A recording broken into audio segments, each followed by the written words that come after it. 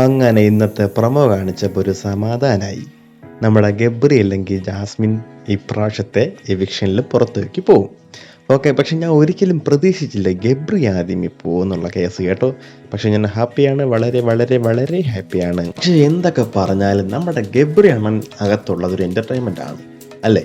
അത് എനിക്ക് തോന്നിയൊരു കാര്യമാണ്. കാരണം മറ്റു വാഴകളെ സംബന്ധിച്ച് നോക്കുകയാണെന്നുണ്ടെങ്കിൽ പുള്ളി ആവശ്യത്തിനും അനാവശ്യത്തിനും എന്തെങ്കിലും അടി ഉണ്ടാക്കാനൊക്കെ പുള്ളിയുടെ വാ തുറക്കും.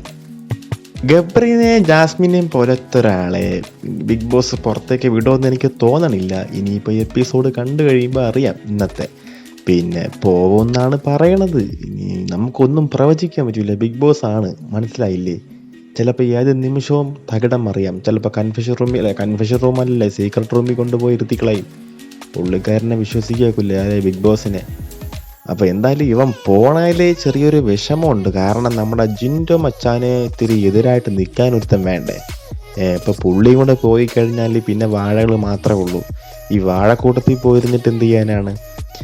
നിങ്ങളൊക്കെ പറയുന്നുണ്ട് ഈ ഗബ്രി പോയി കഴിഞ്ഞാൽ ജാസ്മിനായിരിക്കും ഇഷ്ടം പോലെ വോട്ട്, ഗബ്രീൻ്റെ വോട്ടൊക്കെ കിട്ടണം ജാസ്മിനാണെന്നുള്ളത്.